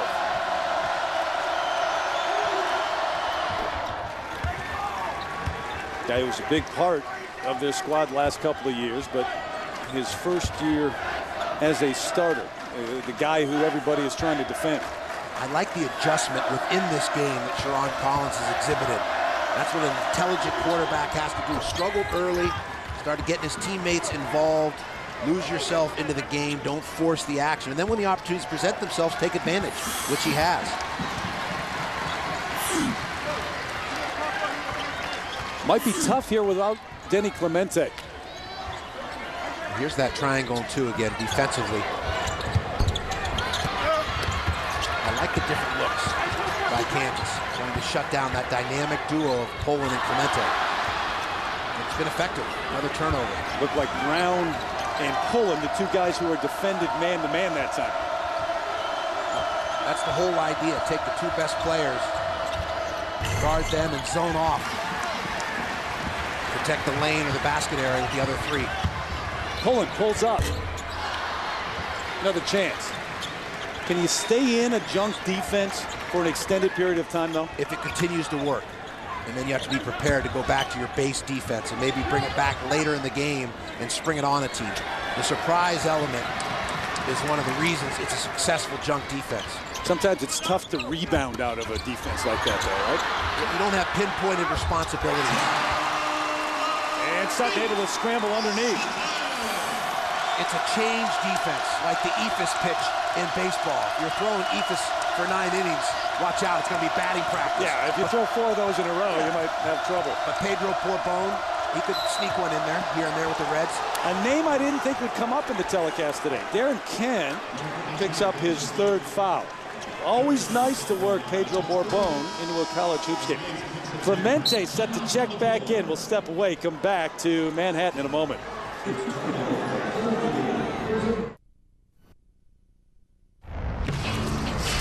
Bring you back, take a look at our key plays. And this was really the key play. That intentional technical on Denny Clemente led to 2 free throws and then a 3-pointer. And that's something that Kansas has started to take advantage of, Terry, is the 3-point attack. There, Collins off the high ball screen, and we've seen multiple players off of penetration and then fanning the ball back out to the perimeter. Yet they've also dumped it down to Aldridge. They've got on the glass for second shots. So it's been a balanced offensive attack as we've seen Kansas surge into control of this game. Our Pacific Life game summary, you see the run by the Jayhawks, and they have been great from the field. In this, it shot 57% in the first half, and overall they're shooting 55%. Big picture of the arc of this game, I look at Marcus Morris spearheading, jump-starting that 25-10 run to close out the first half for the Jayhawks. And then, no question, the elbow in the back, the intentional foul, the subsequent technical was the next surge that put Kansas in front. Combine those 2 runs, and that's why we've got the score as it sits right now, 65-59. Reed free throw, he gets the roll. Where's the 3-point shooting gone for Kansas State? They were 7 of 10 in the first half. They're 7 of 14 now. They haven't hit one in the second. Clemente back in. And Kansas 8 of 12 from distance, shooting 66%.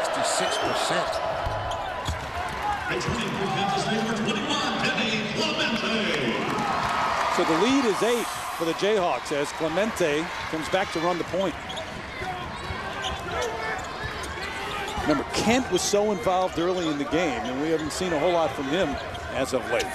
Well, and they've stood around. I think the triangle 2 has stifled or paralyzed, really stymied. Get Time Warner Cable installed today.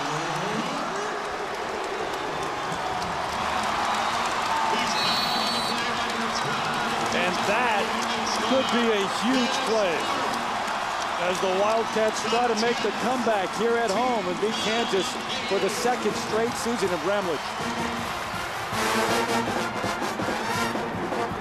Those of you just joining us, Terry Gannon along with Steve Lavin. Kansas with a 3-point lead over Kansas State here in Manhattan, Kansas. Just a moment ago, the jump ball called you. The timeline, a little confusing because there was no real signal given. Well, there's the 2 thumbs up. There's the Fonz move. He kind of hit it, though, behind the players, but it was Kansas State ball. And then a moment ago, big shot. This could be a big play here, Lav. Well, good movement without the ball as Poland runs the baseline, the catch and shoot opportunity, a chance for an old-fashioned 4-point play. Actually, it's not even old-fashioned, is it?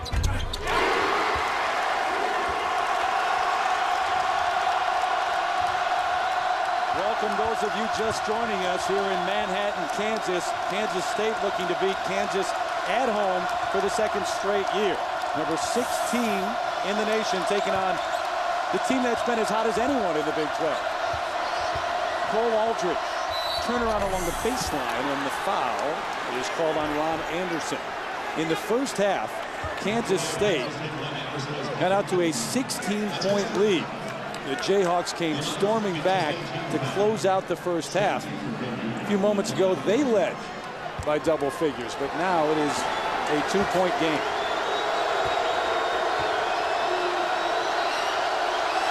Aldridge, who averages a double-double, gets the first free throw. A good way to answer a 4-point play is to dump the ball down low to the big fella. It's been effective all night long when they play through Cole Aldridge. Look at the old-fashioned free throw attempt. Interesting. He dips the ball, a lot of movement there.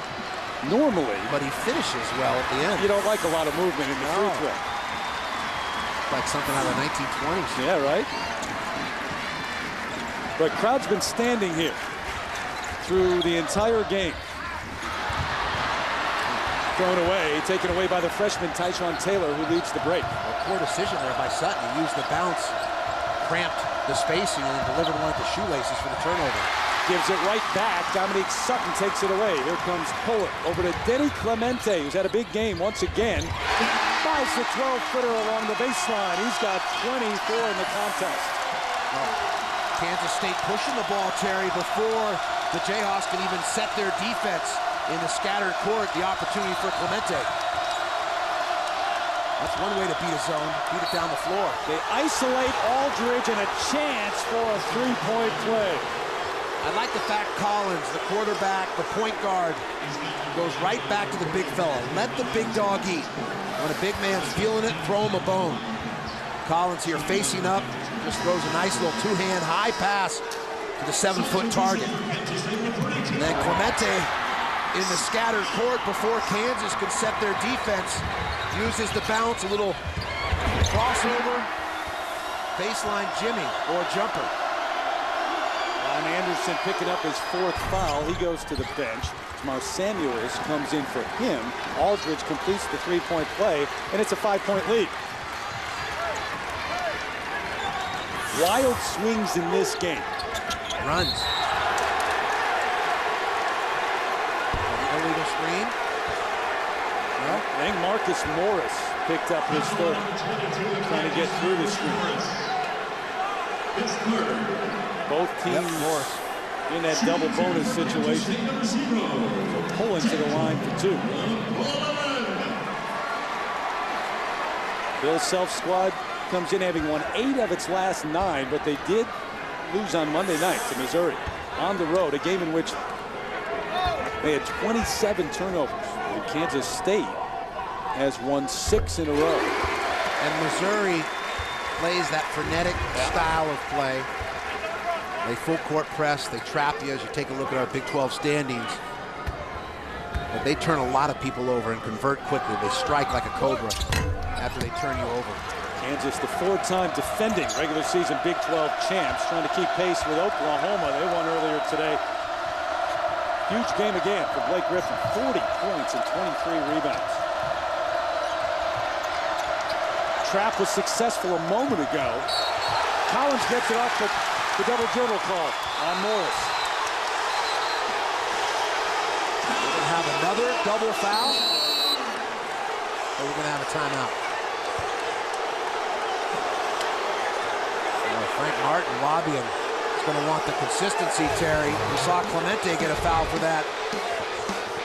The double dribble and then the extracurricular as it's taken away after the whistle. These two teams don't like each other a whole lot. Little chippy. Little chippy.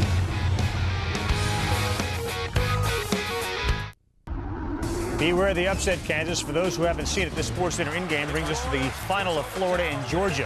Florida had the ball. They were down by 2. Irving Walker, they had it with about 12 seconds left. Never got it to Nick Kalafis. Never got it to Walter Hodge. Threw up a shot, and the rebound doesn't go either. And Georgia, for the first time this year, gets a conference victory. They're 1-9. Terrence Woodbury was the star with 32 points. Guys? Carl, thank you. And speaking of Georgia, just take a moment to tell people Tom Gilbert is the sports information director here at Kansas State. He's not here for this game. He's back in Georgia. His father just passed away, Gerald, and we certainly miss Tom and send out our best to him and his family. Echo the sentiments. Thoughts and prayers go out to Tom and his family. Good man. 72-68. The scramble before we went to break. The officials came over, took a look at it, decided not to call anything. The late contact, the pushing. So here we are under 4 minutes and Kansas with the lead. Darren Kent backs in and pretty. Well, both teams loading up the big fellas. Playing through the timber, the trees, the big men down low. Remember what happened here last year. A 24-game home losing streak in the series broken. Michael Beasley and the Wildcats taking care of Kansas. A good matchup here between Aldridge. Here's the trap again in the corner. They find Aldridge inside, who uses his body around Sutton. Boy, a good find. out of the double team, the coffin corner along the baseline. They got Kansas State in rotation. And we're able to probe, share the ball. A little hot potato to find the opening. He's got 21. He's been a big part of this Kansas success this year. Clemente hands it off.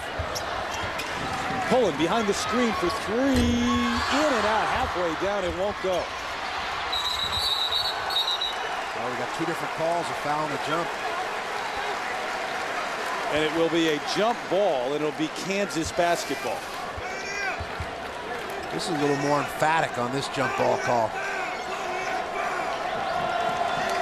And Bill Self screaming from the sideline saying one official had a foul call,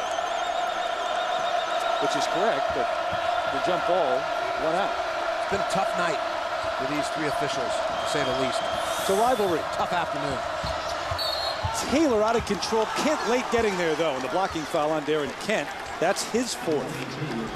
A reminder, Monday night on ESPN, rivalry week continues.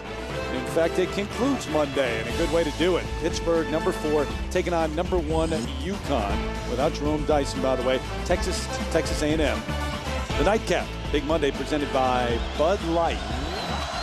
Taylor, the freshman, at the line, a 74% free throw shooter.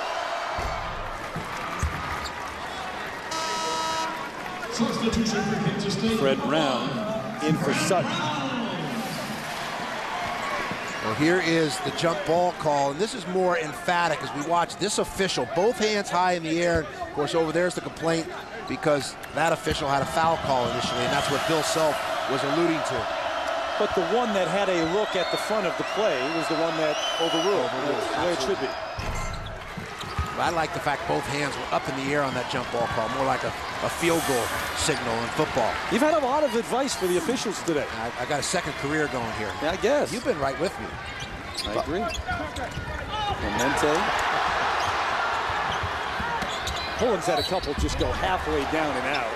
And you're going to whistle Morningstar for the foul.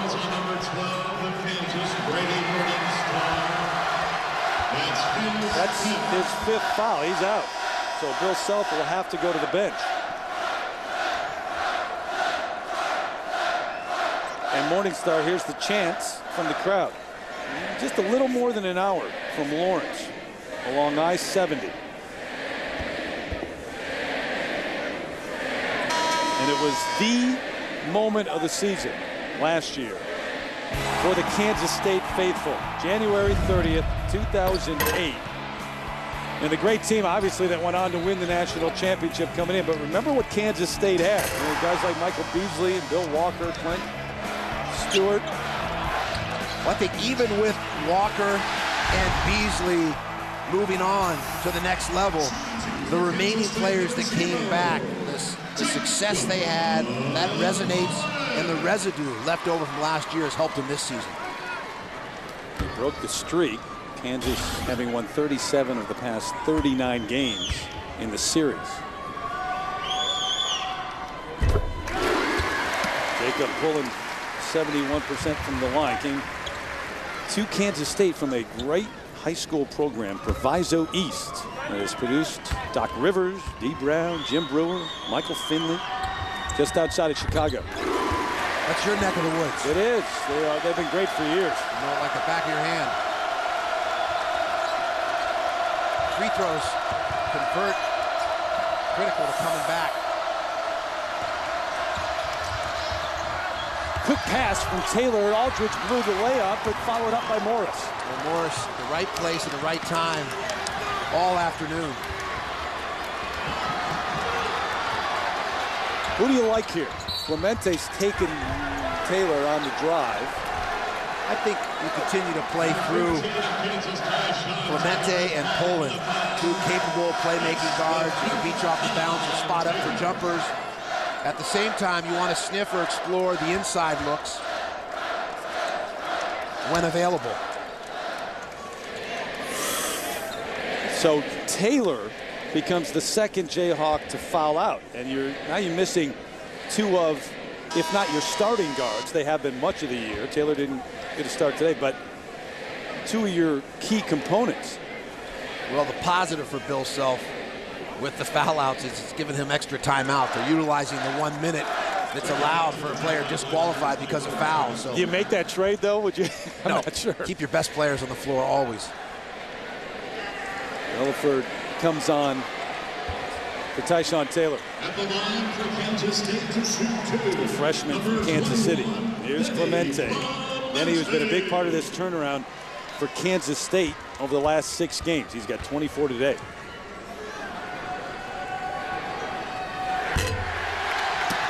Wow, 85% free throw shooter.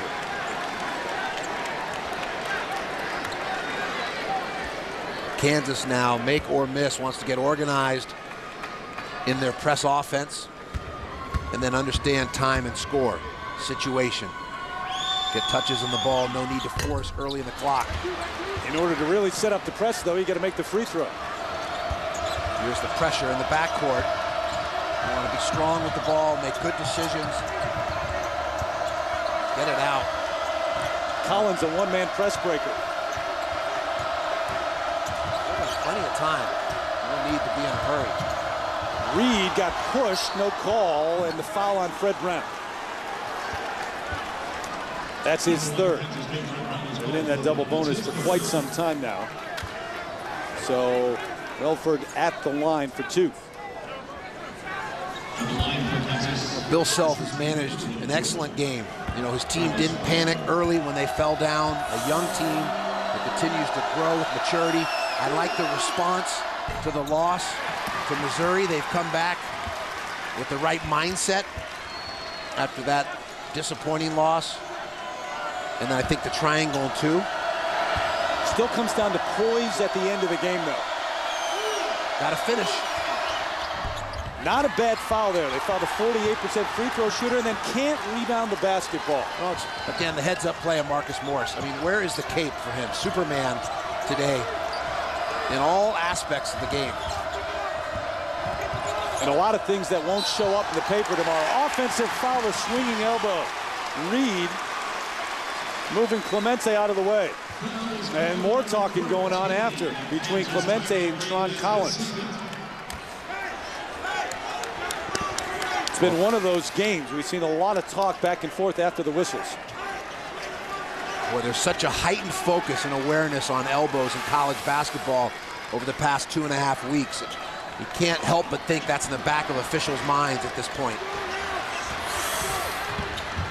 Clemente, the floater off the glass. Reed had the rebound, the scramble.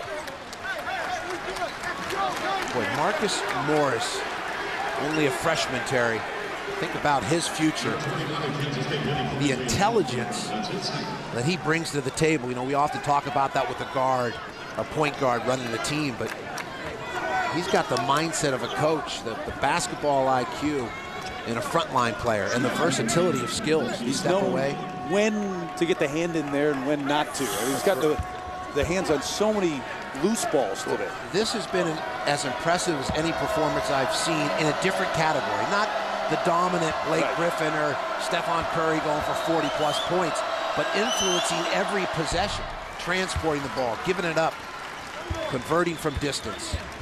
As you mentioned, getting on the glass or digging down to force a turnover. Clemente, the man who committed the foul. Reed, an 80% free throw shooter, gets the first and the second. Get that first one, makes that second one a whole lot easier. So the lead is 8. Wildcats trying to scramble, under a minute to go. And they have silenced Bramlage Coliseum and the travel out front. And again, different looks, the pressure. And it'll be Kansas basketball. Yeah, you got to give Bill Self a lot of credit today. You mentioned the changing defenses, even the junk defense. Never panicked, kept their poise, had the right people on the floor. I think he made the right calls when to pound it inside to Aldrich. They really utilized the dribble penetration and kickouts as well. I mean, across the board, this was an impressive performance. Pulling the foul, and that's his 4th. Marcus Morris will go to the line. He's the 60% shooter on the year. A KFC hot hand. Clemente with 24. Some great work early in this one to set the tone. But also Cole Aldridge a guy who to start the game and really to start the second half, Kansas tried to get the ball to almost every time down. And Aldrich is one of those workhorse players at both ends of the floor. You know, isn't going to dazzle you with the spectacular ESPN Sports Center top 10 highlight, but just puts in a yeoman's effort, brings the lunch pail and the hard hat, and goes to work in the lane. Morris the free throws. I'll tell you, this Kansas team could get in the tournament, make a run to a Sweet 16 or an Elite 8. They are not a team you want to face. Aldridge the block, but they'll call the foul. And you go back to the first month of the season, not many people expected them to be as good as they've become. No, and I think it's because they do such a good job on a daily basis in practice with player development. And obviously a future Hall of Fame coach is Bill Self. And as a result, their younger players have continued to develop. And you put that together with the upperclassmen, with Sharon Collins, the remarkable development of Cole Aldrich from his freshman to his sophomore year, and you've got a dangerous Big 12 team.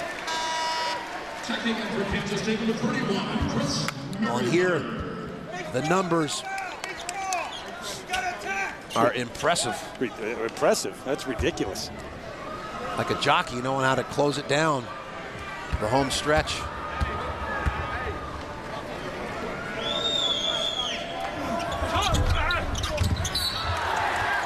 Clemente scrambling to get there, and the foul's going to be called on Tyrell Reed. How about Denny, an 85% free throw shooter, and he's missed a number of them down the stretch.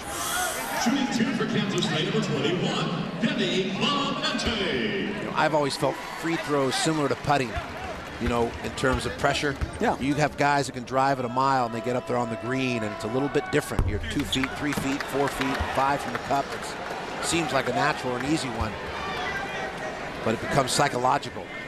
Yeah, Denny's missed 4 5-foot putts here in the last couple of minutes. Well, and you start thinking about it, and then you press, and it's self-fulfilling prophecy. It's what happens in baseball with hitting slumps as well. And you also have to have a routine. And go back to stick with that. Yep. Yeah, you would know something about that.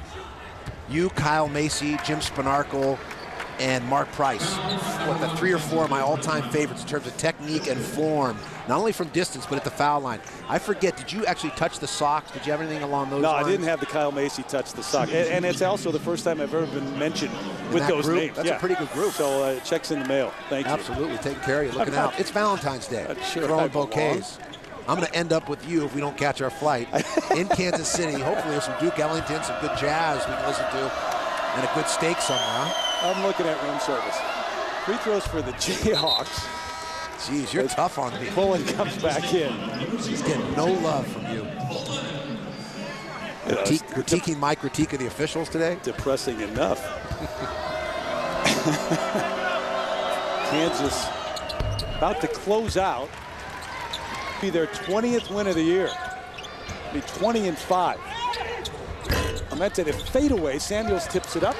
Kent. There's Darren. Nope, not this time. So Collins gets fouled, and the Jayhawks about to move to 9-1 and keeping pace. Oklahoma, the only undefeated team in the Big 12 in conference play, but Bill Self's club, team that was not picked to win this league this year, coming off the national championship, and all the players that they lost, they are right there. And it's indicative of Bill Self's ability as a coach. We mentioned Oral Roberts, Tulsa, Illinois, now Kansas. A blueprint for success like an architect. He's brought it to Kansas, and his success has been remarkable. 20th consecutive season for the Jayhawks. Back to the 80s. How about the way in which they silenced Bramlage Coliseum? That's not easy to do. You know, that was the 6th man that helped create the surge and momentum for the Wildcats in the first half, but they have been completely silenced. And Kansas State will fall to 17-8 if the L holds up here. So you look at their strength of schedule at 92, their RPI at 68. Right now, Joe Lenardi, our bracketologist, has them in the NCAA tournament. They better be careful, though. Well, it's all about how they finish, both in the regular season and the conference tournament. There'll be opportunities for them to build their resume, but lots of work to do. They'd be 6-5 in Big 12 play, but remember, this is a team that started 0-4. They had won 6 in a row until today. And I think the Big 12 is better than some of the experts maybe thought, myself included, earlier this season. But I don't think they're going to be considered in the same group of successful conferences like the